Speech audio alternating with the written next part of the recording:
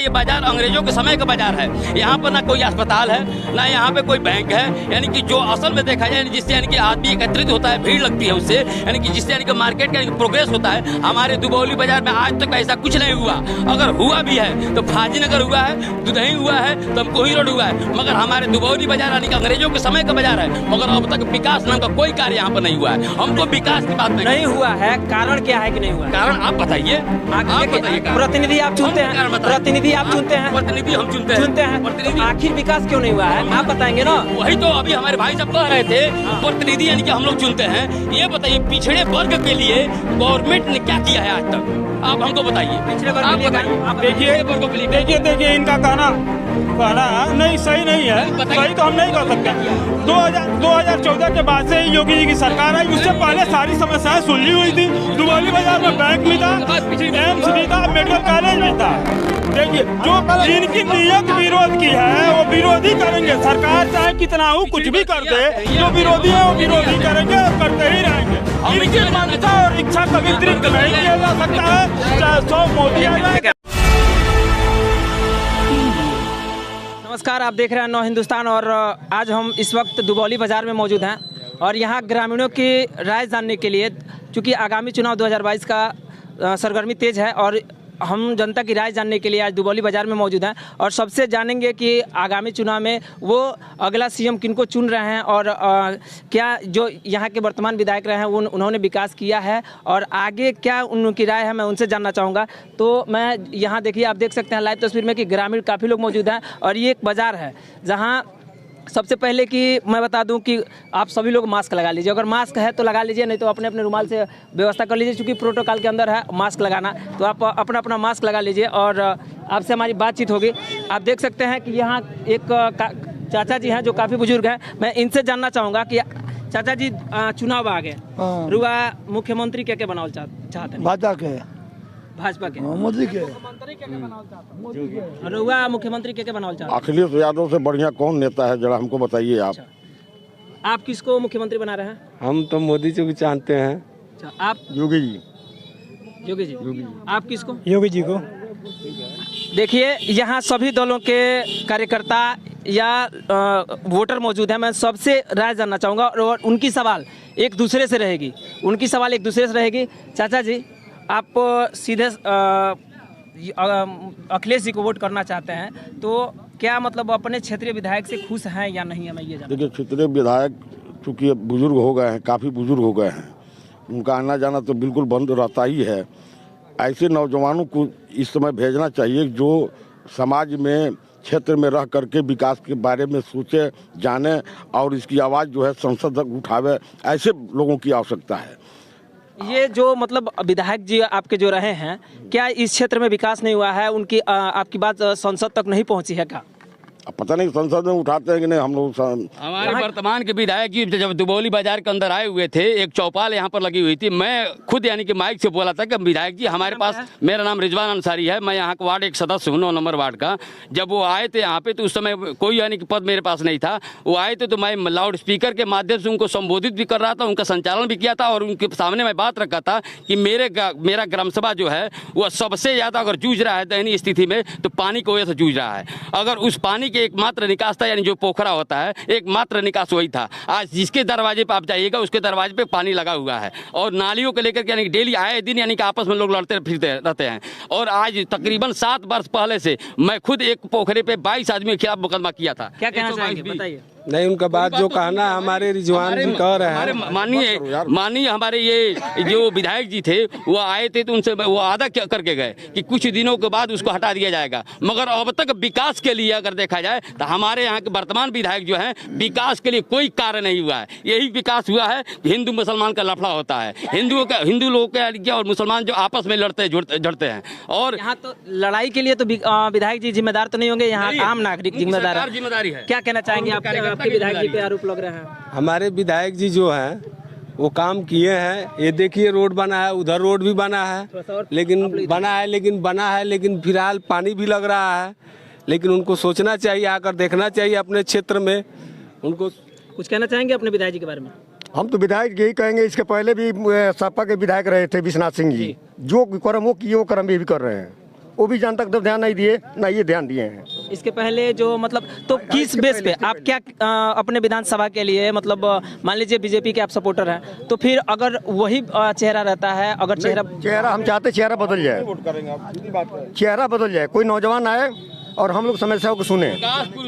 विकास हमको चाहिए। हमारे यहाँ बैंक नहीं है। जबकि देखिए हमारा बिजली पहले नहीं था, अब 2 कनेक्शन बिजली चल रहा है अभी आपके यहाँ। हाँ 2 इधर देखिए आपके सामने पीछे जब आप कैमरा को घुमवाइए ना, रोड बनी है, देखिए वाटर लॉगिंग की समस्या बनी है कि नहीं है। अभी नई रोड बनी है, लेकिन वाटर लॉगिंग की समस्या बनी हुई है। ये कौन सा विकास है भाई, हमारे समझ में नहीं आ रहा है। यह बगल मतलब फाजिलनगर विधानसभा है और यहाँ पहले मतलब समाजवादी की सरकार में 6 बार यहाँ विश्वनाथ सिंह विधायक रहे हैं। उस समय ये काम तो हुआ नहीं था। देखिए समाजवादी पार्टी की बात नहीं है ना भाजपा की बात है। जब नौजवान कोई भी विधायक बनेगा, एमपी बनेगा, तो निश्चित रूप से उसके अंदर में ऊर्जा रहित नहीं होगा, ऊर्जा सहित होगा और कहीं का होगा, वो विकास करेगा। बुजुर्गों को बना करके हम लोग जो है बेकार कर देते हैं। पार्टी कोई भी हो, राजनीति करने वाले जो भी यानी कि विकास की बात आप कर रहे हैं, तो इस समय यानी कि जो चुनाव होने जा रहा है, इसमें बहुत से ऐसे भी लोग हैं जो कि उम्मीदवारी की तैयारी कर रखे हैं, यानी कि पार्टी अब जिसको टिकट देते, जो कि नौजवान है, शिक्षित है, जो भी पार्टी कोई भी हो। हम तो मुख्यमंत्री बनाना चाहते हैं अखिलेश यादव को। सबसे पहली कमी योगी जी की यह है कि वो किसानों को बलिदान चढ़ा रहे हैं। छुट्टा पशुओं को छुट्टा छुड़वा करके, शायद उनका धर्म नील गायों नील बकरों में और भैंस और गायों में है। बहुत बढ़िया। ये जो मतलब आप छुट्टा पशुओं की बात कर रहे हैं, तो अखिलेश जी जब हुआ करते थे उस समय भी तो ये नील गाय उस समय नहीं था, उस समय नहीं था। मुझे अकेले अपना नुकसान 50,000 रुपये का हुआ है 2021 में। अकेले क्या नुकसान? मेरा केला का फसल 10 कट्टा पूरी नील गाय खा गई। योगी जी मुझको 5 रुपये नहीं देते हैं। एक चीज बताइए, ना कोई मुझे योजना मिलता है। मतलब ये जो कह रहे हैं आप भी यहाँ के निवासी हैं, यहाँ के निवासी हैं, मतलब नीलगाय की बात है, तो नीलगाय यही एक मतलब सरकार में हुई है कि इसके पहले भी? नीलगाय तो रहती है, हर सरकार में रही है नीलगाय। हाँ नहीं ये सरकार के आरोप लगाया जा रहा है, लेकिन देखिए हम लोग इससे मतलब नहीं, हमको विकास से मतलब है। हमारे गाँव उकसूल बने, हमारे यहाँ बैंक आए, हम लोगों का यही निरोध है कि हमारे यहाँ बैंक आए। यही हम लोग विधायक जी से, चाहे अखिलेश जी हो, चाहे हमारे मुख्यमंत्री जोगी भी जी हो, पंडित जी। हाँ, किसी ने कल्पना तक नहीं किया था कि हमारे गोरखपुर मंडल में एम्स होगा। किसी ने यह भी कल्पना नहीं किया था कि हमारे पडरौना जो है कि नजदीकी पडरौना जो नगर है, वहाँ पे मेडिकल कॉलेज होगा। आज एक मिनट चुप रहिए, आप अपना बात रखिएगा, बाद में पहले बोलने दीजिए हमको। आप लोग कैमरा जो भी कहना है कैमरा के सामने आके बोलिए।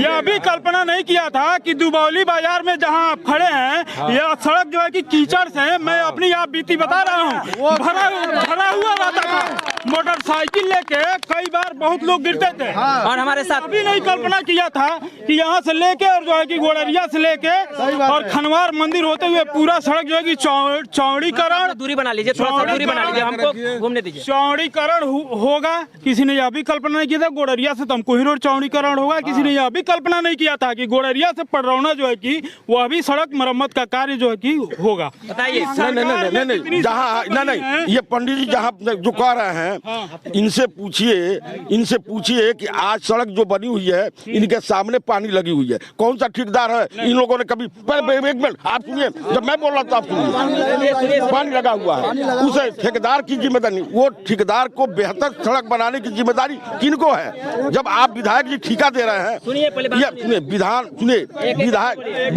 विधायक निधि से जब ये आपका जो है सड़कें बन रही हैं, विधायक निधि से, इनके निधि से तो बन नहीं रही है, विधायक निधि से बन रही है। जब अगर विधायक निधि से बन रही है, सड़क में वाटर लॉगिंग की समस्या बन गई है, तो वो विधायक जी की जिम्मेदारी है कि कम से कम देखें और ठेकेदार को जो है बतावे कि भाई ऐसा तुमने क्यों बनवाया।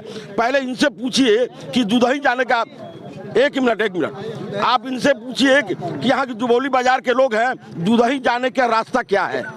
क्या उस पर जो है विधायक जी की नजर नहीं कुछ समस्याएं हैं, हर सरकार में रहती हैं सब समस्याएं। कोई ऐसा सरकार नहीं है। माननीय अखिलेश जी के शासन में आप जो है कि गोड़रिया से नौगांव के लिए जाते थे, तो आपसे बता रहा हूँ 5-6 फुट गड्ढा रहता था रोड पे, आज 2 लेन यहाँ से नौगांव तक जाके। ये अभी दुबौली बाजार की ये लोग समस्या बता रहे हैं, इस पे आप क्या कहेंगे? दुबौली बाजार की 75% समस्याएं सड़क से संबंधित था, जो कि सॉल्व हो चुका है। रह गया सवाल जो नाली ओली का है, वह भी कार्य पूर्णतः जो है कि जरूर होगा। यहाँ के लोग चाहेंगे। हमारे साथ एक वरिष्ठ पत्रकार है हमारे साथ, टीवी चैनल से सुदर्शन न्यूज़ है। मैं इनसे भी राय जानना चाहूँगा, क्योंकि यहाँ के निवासी हैं, ये भी बताएंगे अपने बारे में, यहाँ के कामकाज के। हम यहाँ बचपन से दुबौली बाजार में आते हैं, कम से कम 5 बार इस रास्ते पे हम मोटरसाइकिल लेके गिरे होंगे पहले। जो अब यहाँ पे आरसीसी का ढलैया मिल गया और रह गई रोजगार, बिजली, सारी समस्या इस समय दिखाना है। लेकिन अखिलेश यादव के सरकार में 1 हफ्ता रात में बिजली आता था, 1 हफ्ता रात दिन में बिजली आती थी। तो इस तरह से, और सुनिए और रुकिए, इस समय 18 घंटा ग्रामीण क्षेत्रों में बिजली रहता है। पहले चोर दौड़ाते थे पुलिस को, आज पुलिस दौड़ाती है चोरों को। तो समस्या क्या है ना, समस्या चोरों का है, चोरों का समस्या। सरकारी नौकर है, उनकी समस्या है, उनको रिश्वत नहीं मिल रहा है। आज 500 के मोबाइल में कैमरा आ गया, इंटरनेट पे दुनिया देख रही है क्या है। रिश्वत लेने में भी शर्म आती है, कोई वीडियो ना बना दे। डर बनी हुई है मोदी और योगी के सरकार में। रह गई एक्सप्रेसवे की, तो 6 एक्सप्रेस, वो भी कब, हाजीनगर विधानसभा की बात कर रहे हैं, वो भी कब, जब उनको ये लगा कि अब मोदी प्रधानमंत्री चुनाव लड़ने आ रहे हैं, तब एक्सप्रेसवे बना 1 साल के अंदर। जेट हवाई जहाज अखिलेश जी ने उतारा,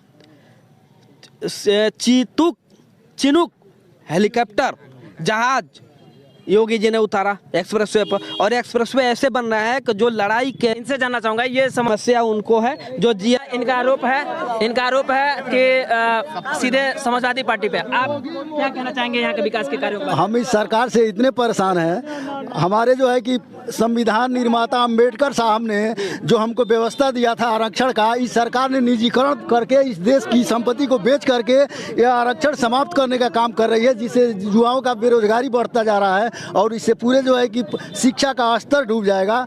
जो संविधान पे जो है कि ये कुठाराघात इस सरकार के तहत हो रहा है। जब आरक्षण नहीं रहेगा जो बाबा साहब बनाए हैं, जब आप पूरे संपत्ति को बेच देंगे तो आरक्षण का नामो निशान मिट जाएगा। इसका हम घोर विरोध करते हैं और हम अखिलेश का सरकार का समर्थन करते हैं। अखिलेश का सरकार बनाएंगे। थोड़ा सा एक मिनट, आरक्षण की जो भी व्यवस्था है मूलतः यथा स्थिति में है और हमको लग रहा है हमेशा सदैव रहेंगी। वह बात अलग हो गई।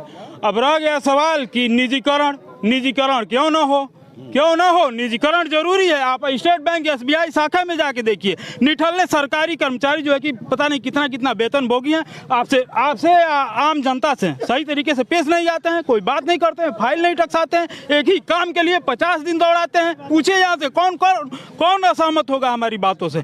सरकारी किसी भी महकमे में जाइए, देखिए, सही बात है। इसीलिए निजीकरण जरूरी है और एकदम होना चाहिए। मैं इसका क्या गारंटी है कि जो निजीकरण कर दिया जाएगा उसके बाद जो बचेंगे वो ईमानदारी से काम करेंगे? इसकी क्या गारंटी है? गारंटी है। आप प्रत्यक्ष में भारतीय रेल को देख सकते हैं, क्या व्यवस्थाएं थी तब जब जो है कि ठूस के आदमी की तरह से, भेड़ बकरियों की तरह से वहां से जाया करते थे ट्रेन।